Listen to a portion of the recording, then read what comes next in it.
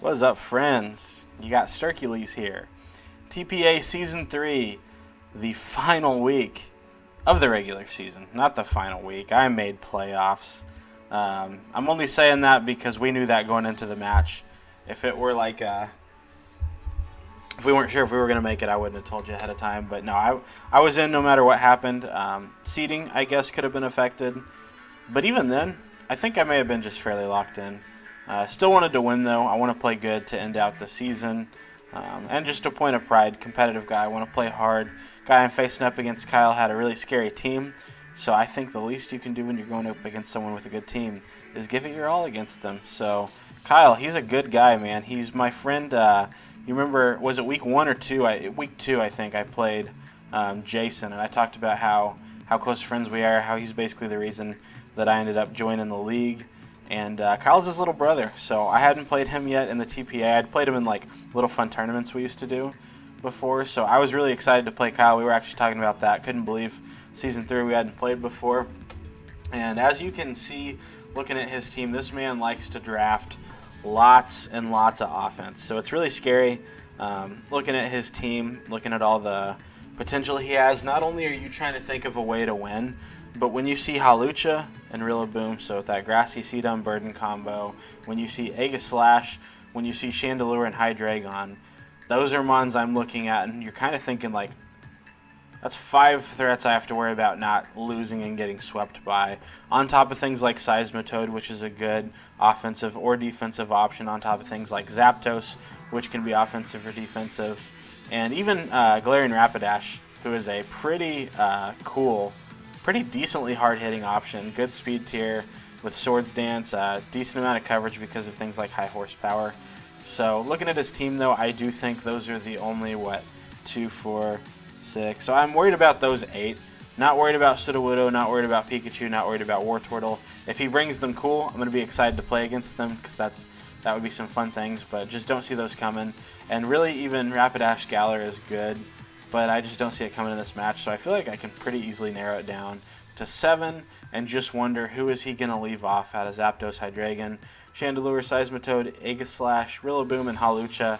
And instead of guessing what he's going to leave at home, I kind of want to just be prepared for all of them as my thought process is going in. Looking at my team heading into the game, you can see what's come to what match. Pretty decent balance of what has come to matches this season. As you can remember, I have things like Grimmsnarl that came to a lot of matches. It's no longer on the team. Wigglytuff and Hitmontop, I think, only came to 1 match each. Dropped them for Hitmonchan, Zoroark, and Sylveon. I've used Sylveon every week since I got it and loved it. Hitmonchan I haven't been able to bring yet, and Zoroark we'll be bringing for the 2nd time this week. And it's pretty cool. It's confusing, so it can kind of wreak havoc on a team, but getting Sylveon on my team I think has been a very big plus, because looking at a lot of things, especially like when I was making that decision, I was looking forward, hey, who am I going to be playing the rest of the season? And this is one match where Sylveon's matchup kind of jumped off the page, deciding if I wanted to make the move or not, because I looked at something like Hydreigon, I looked at something like Hawlucha, and I think it's a pretty good answer to both of those. Not to mention, if I can get them low enough, I can run the always cool Pixelate Quick Attack on them, which, spoiler alert, I may or may not be running this week. You may have already kind of seen the mons I brought, but Kartana I was bringing from the get-go. I think I brought a fun set with it. Initially was leaving Nidoking. Slowking, as you can see, has led the team in matches came to, but if you look at his team, it does not have a good matchup. Rillaboom bops it with Grassy Glider, Woodhammer. Aegislash, super effective moves with Ghost. Seismitoad could potentially have Water Absorb. Chandelure, super effective Ghost. Hydreigon, Dark. Zapdos, super effective Electric. So it doesn't have a great matchup, as good of a defensive mon as it is. So Spectrier, I think, is good, but I just think with Hydreigon and Aegislash having that Shadow Sneak priority, and Rillaboom having Grassy Glide priority, all kind of kept me from wanting to bring it. So I was initially thinking Flygon, specifically a special Flygon set. I think Zoroark can put in a lot of work here, especially if something like Chandelure is Scarfed. Sucker Punch is really nice. If Aegislash were to get up something like an Autotomize weakness policy type thing, if I have it low enough, Sucker Punch can do some work. Rough matchup for Rotom Frost. Colossal I like as a defensive option. And then Sylveon and Skarmory also kind of feel like they need to come. So here's looking at my sets. Skarmory, under Skarmer, 248 HP, just a little bit of attack because I am running 2 attacking moves this week. A lot of defense. Surprise, surprise, we're going to be trying to take hits from things like a Hawlucha, from things like a Rillaboom. Of course, I want a lot of defense. And 8 speed just for... just in case something like his, what's that thing's name, Aegislash, were to want to try to speed creep me. So Drill Peck hits some of his threats like Rillaboom and Hawlucha. Brave Bird is a thing, and it's a lot more powerful, but I did not want to take recoil in this match. I wanted to keep healthy. So Leftovers and Roost were going to help me do that, but not taking recoil is something I like to do. And since he did have things like Chandelure and Aegislash, which I feel like could pretty easily want to switch in on this. If I could catch them on a switch, I could hit them with a Night Slash, which I thought was cool. And if they're wondering if it was a Zoroark, maybe if something was low and I killed it with a Night Slash, they might think it's Zoroark and it's actually Skarmory. That's just something that ran through my head. But as you can see, Zoroark's not running that. But going on to Sylveon, I initially had it with Leftovers, but I liked Babiri Berry because something like... Hydreigon gets both Flash Cannon and I think things like Steel Wing. So basically, maybe if not, at least Iron Tail. So those are coverage moves it could try to get with a Dragon Dance or Nasty Plot set. Helps me take that. Could help late game take something like a Flash Cannon from an Aegislash. Maybe even an Iron Head, though that's not an ideal situation. I'd rather switch. But also even Hawlucha. If it's trying to unburden sweep, to be able to really hit Sylveon, I guess it does actually probably just click Brave Bird or Acrobatics, but it just did run through my mind. Iron Head is a thing it can run. So Hyper Voice hits those threats of Hydreigon and Hawlucha. Also something like, just even like a Rillaboom on a switch in, or a Seismitoad on a switch in, or a Zapdos. None of those are just too excited about taking those. I guess Zapdos can roost it off pretty easy, but wish passing options to anything else on the team.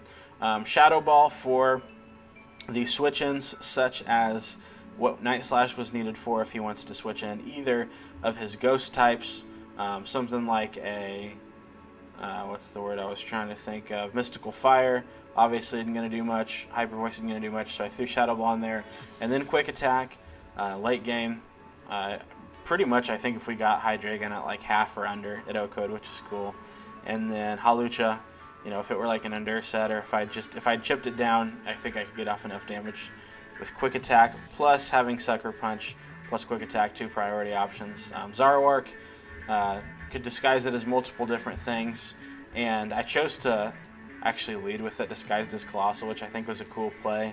But I get confused how Zoroark works. Like, I know in theory I think the last Pokemon in your party is who it takes disguise of, I think.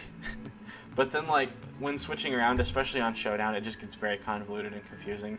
So I didn't always know what it was going to be disguising itself as when switching in. So sometimes that's just how it's got to happen.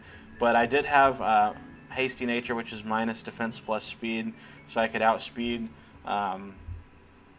almost, I think, pretty much everything on his team other than Rapidash or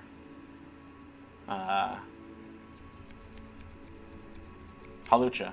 But we'd be able to outspeed things like Zapdos and I believe even, Zapdos and Hydreigon. So Night Days is allowed in this league. It does have that, I think, 40% chance to lower accuracy, which I think is cool.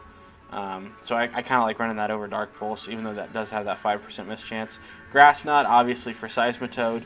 U-Turn does a decent, not a ton, but a decent little bit of damage to Rillaboom or Hydreigon, but mostly just for pivoting. And Sucker Punch does a good amount of damage with the Life Orb, but mostly we're specially attack invested. Not a whole lot of Night Days switch-ins.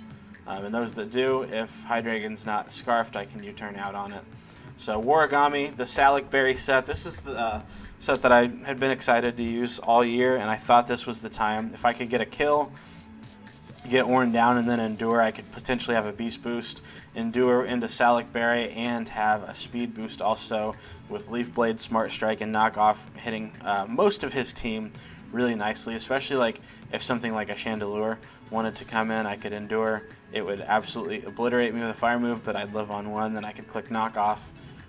But I did have to be wary of the fact that he does have Grassy Glide and Shadow Sneak to worry about, so if you endure down to 1, they have priority, so I had to play around that. Locomotive with Shuka Berry, I was switching between Shuka and Chopple, actually, because I knew a lot of stuff on his team could carry fighting coverage, and I initially had Chopple because I thought, well, if something like a Rillaboom wants to click high horsepower, I can go Skarmory every time. So I probably should have kept it at Chopple, but I ended up switching to Shuka just in case. Lots of HP, a wee bit of attack, wee bit of special attack, and lots of special defense. So this was a good switch in to Zapdos and Chandelure. And I guess any other special attackers, it was decent. Heat Crash, Rock Blast, Stealth Rock, and Rapid Spin. Pretty straightforward on what it wanted to do. Hits with stabs, got up rocks, kept rocks off the field. And then Nidoking was my late addition. I realized even though a lot of his team outsped, I could still outspeed a normal Chandelure and his Aegislash, so I actually decided that Nidoking had a pretty good matchup. Sludge Wave, Earth Power, and Ice Beam, those 3 moves usually hit almost everything on a team. The only thing I think that really didn't take super effective damage was his Seismitoad, but even then that really didn't want to take Earth Powers that much. Look how sick this is, guys. Lots of speed, max HP just to help take hits, 44 special attack with a Life Orb, that's all I need, and watch what kind of damage it's going to do to a few things. Like, almost anything on its team was taking like 60% all the way up to like a potential knockout. And that's with barely any special attack, not a plus a special attack nature. Sheer Force plus Life Orb is just so good. If I could get in a good position where I thought I could force a switch, you get behind a sub and start hitting. Gosh, I love this Pokemon, so I'm excited. I think this team's going to do pretty well, though he has a lot of threats. But let's jump into things and see how it goes.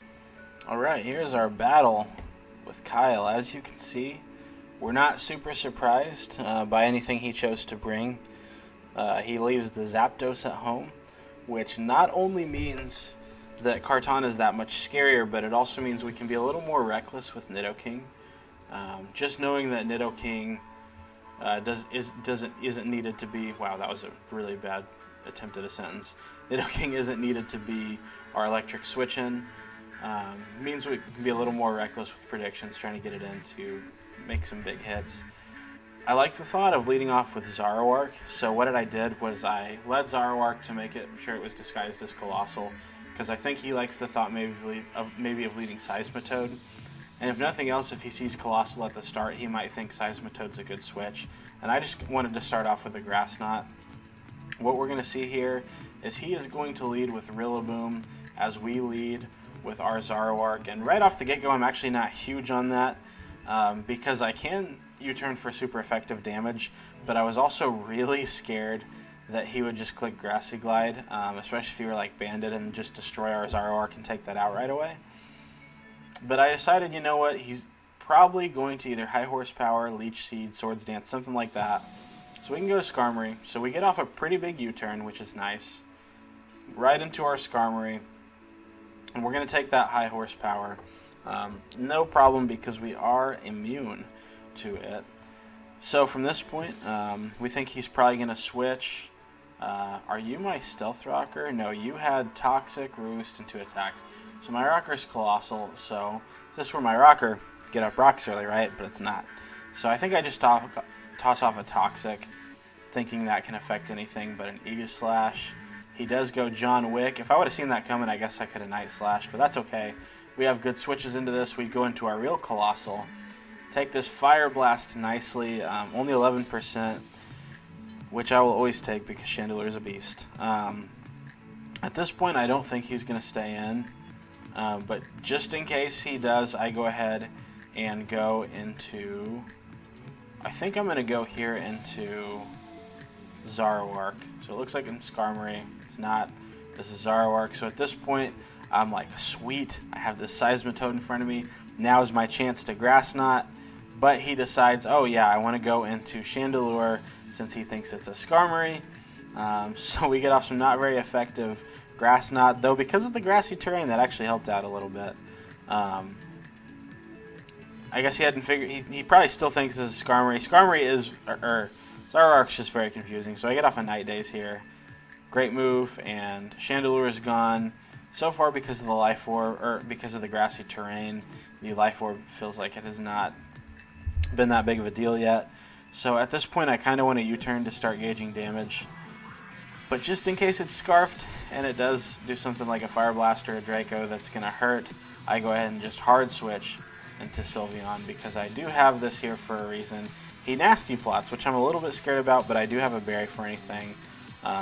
We see that he does not want to, he doesn't want any part of this, so that's his switch.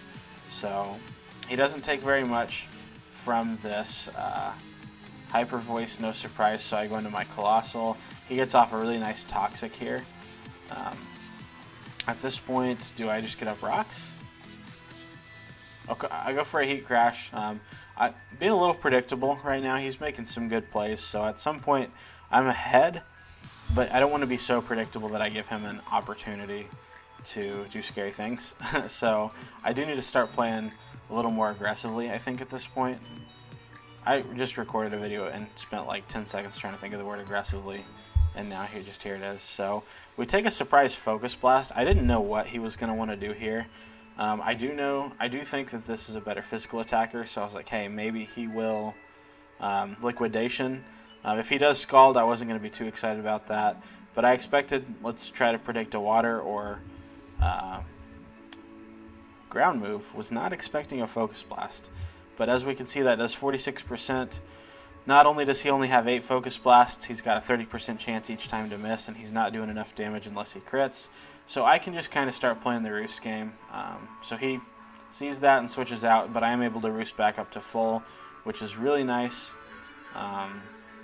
He goes Aegislash as I go Sylveon.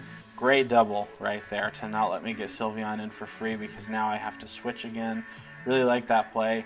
And he predicts me again. Has a great start. Outside of that Chandelure being gone, he's had a really great start. So unfortunately, Sacred Sword crits. I actually didn't notice that even, but it was a good enough play.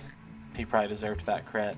But then I was kind of sad for him, like, oh, Aegislash didn't get the kill. It did, because it's the one who Toxic'd. So now I'm in a really good position to come in and revenge. So obviously an Earth Power would obliterate this thing. Substitute is my play to see what he's going to switch into, or if he decides to King Shield. So Substitute is absolutely my play every time. I sub, so now obviously he's going to just have to try to break sub. So he goes for a Dark Pulse, as I'm able to throw off a big Ice Beam. Remember how I said we only needed 24 EVs? We didn't even need those 24 EVs, they were just left over. We needed barely, maybe it was 44, but we had barely any investment. Just Life Orb plus Sheer Force with these attacks. 69% on a pseudo-legendary Pokemon, basically uninvested with not a positive special attack nature. That got me excited, how much damage that did. That was really cool to see. And it was doing that to all of his team if I could get behind a sub. So he goes for Draco here. And, you know, I apologize about the miss, and I kind of gave away there by apologizing, because if I'm going into Sylveon, I don't need to apologize about a miss. It doesn't affect it. And that's kind of what he said. He's like, well, it wouldn't have affected anything. It's like, but it would have, because this is Zoroark.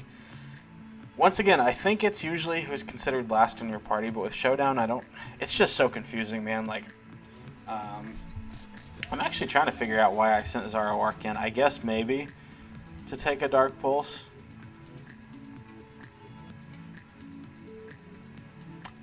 Maybe. I wonder, thinking back, I played this battle like an hour ago and I've already forgot. I wonder if maybe I thought, okay, he hit with Hydreigon. I obviously wasn't going to stay in. My switch is Sylveon, so maybe I thought he'd go Aegislash. So I went Zoroark to try to trap that Aegislash and hit it. Maybe that was my thought. Either way, that Draco did miss, because I'm sure it would have obliterated my Zoroark. Instead, it's still alive, and I'm able to get off a Night Daze and do a huge amount of damage to this. So Zoroark has been a pain in his side so far. Able to U-turn out and just go into Kartana. And here I do want to pressure him with a Leaf Blade, but I go ahead and knock off because I know he's not going to stay in. This is a good situation for us, because now we have activated his Unburden. before he was likely wanting to, because we do see that he had Grassy Seed, which could have been really scary in the right situation late game. So at this point, I'm okay with sacking either Zoroark or Nidoking, because I don't think either are going to take a mixture of his 2 stab hits. So I kind of just need to decide what. I decide to go ahead and go into Nidoking, because as much work as it potentially can do, I think everything else could potentially do more.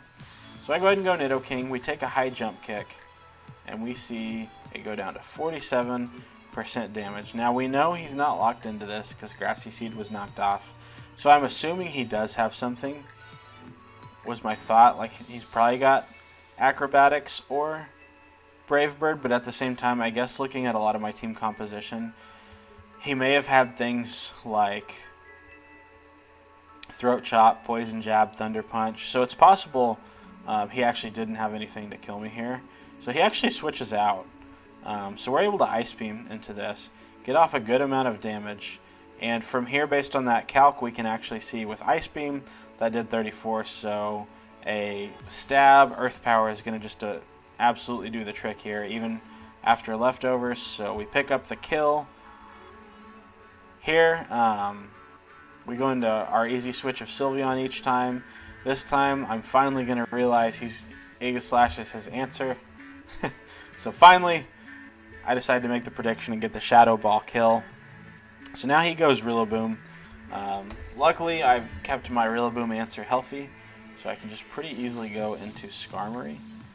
Take really any hit. So we see the Grassy Glide does nothing.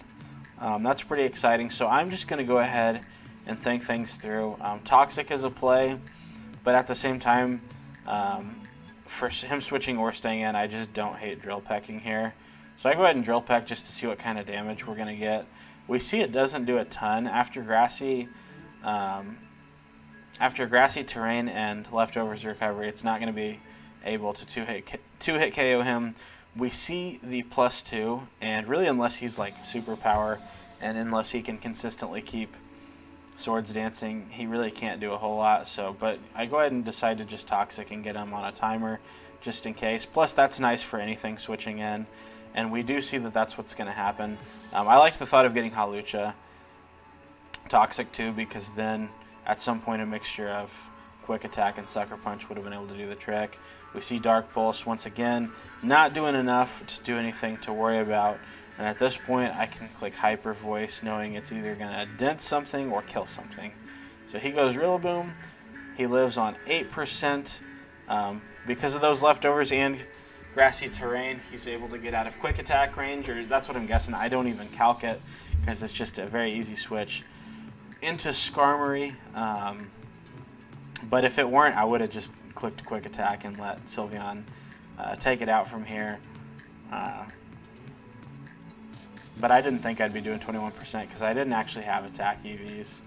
So Darkest Lariat was, I guess, just kind of his mid-ground play to be able to hit Skarmory coming in, be able to get a Drill Peck kill. He's definitely not got anything like Thunder Punch. If he does, we probably would have seen it here. Or maybe he just realized High Jump Kick could do more because of Stab. Either way, that's what he goes for. He does connect, but we're able to kill with Drill Peck.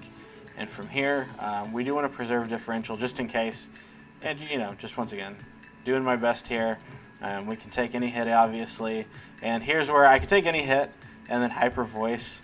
But I wanted to show off the fun Pixelate Quick Attack tech. So here we go. I'm going to pick up the kill, and Sylveon is going to pick up the last kill for us for the regular season. So that does put us at 7-3 plus 19 for the season. Kind of a weird season. In 8 of our 10 games we played, the final result was a 5-0. 6 of the 7 wins were a 5-0, and 2 of our 3 losses we got 5-0'd. So, which was especially wild because I felt like a few of those losses, those 2 5-0s, I felt like both games I was in it right up until the end, and then a mixture of something unfortunate plus them making good plays led to me getting smoked. And that kind of happened on the flip side too. Like, I played in a few close games this year that like actually had me low-key worried, and just a a good play or something unfortunate ended up leading to a 5-0. So I just thought that was funny how consistently I got that number on my record this year. So, but we end up with a good record. We end up with a good differential. Number 3 overall team for the end of the regular season. But none of that matters because it's playoff time now, baby. I don't know who I'm playing yet. So I guess when I have my team builder, that's when we're gonna see who I'm playing. Because right now, if you guys still haven't played, so there's no way for me to find out who I'm playing yet. But I think there's a good chance that I end up either playing first round Levi Speedy Falcon or Sod the Baltimore Corbinites. I think Ninja Squirrels is his username. So both really good guys, both always fun to battle against. So whoever I end up drawing against, we're going to hope for a big win. And then if we can get through that, we got to beat the undefeated Zach to make it back to the finals. Like I said, if you remember our draft video, the title was I Want the Three-Peat. I have not felt super confident that was going to happen after seeing how Zach and BB have both been playing this season, but you never know. I'm going to give it my all in the playoffs. I do like my team a lot, so we'll just see what we're able to put together. So regardless, I am going to hop on out of here. Hope you enjoyed the video. Go ahead and leave a like if you did. Leave any comments, leave any feedback you want to give. Regardless of what you do or don't do, please have yourself a great night.